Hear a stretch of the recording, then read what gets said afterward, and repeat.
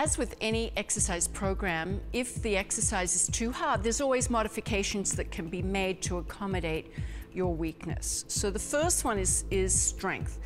Sky is doing a lying down arm lower, but she's got way too many cords on, so you can really see her straining there. So the modification for that would be to reduce the number of cords. So I'm going to reduce it, and all of a sudden she has way more control, way more ability to exercise and execute the exercise properly.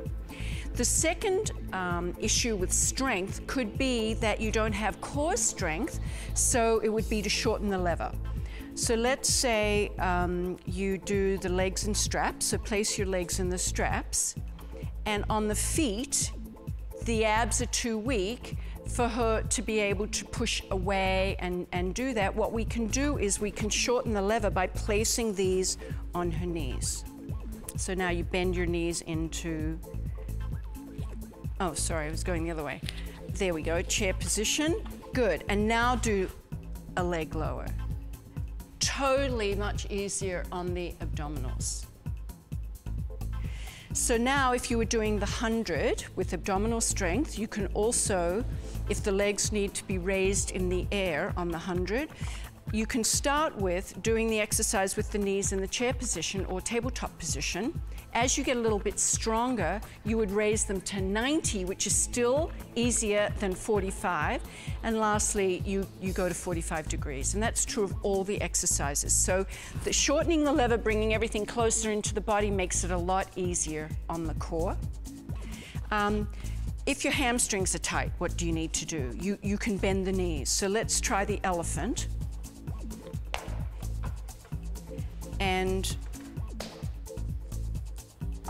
so let's say she can't keep her legs straight. She can have a slight soft bend in the knee. Good.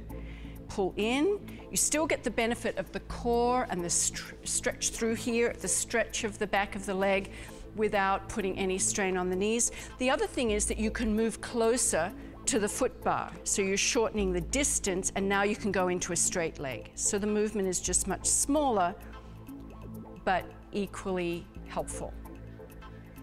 All right, now for a complicated exercise like the 100, which is too difficult to go into right away, you can break the exercise down into parts. So as you can see, we would start with just the arms. And then you add the head. And then you add an extension of the legs. And then you can do the full 100. Very good. When in leg lowers, when you're hyperextended in your back and your abs are too weak and you're trying to pull down, you just have to imprint your spine. So focus on reducing the number of cords and imprinting the lower back in. So you're aiming for that neutral spine, which has that little hole, a little gap in there. But if you can't get that yet, you can imprint.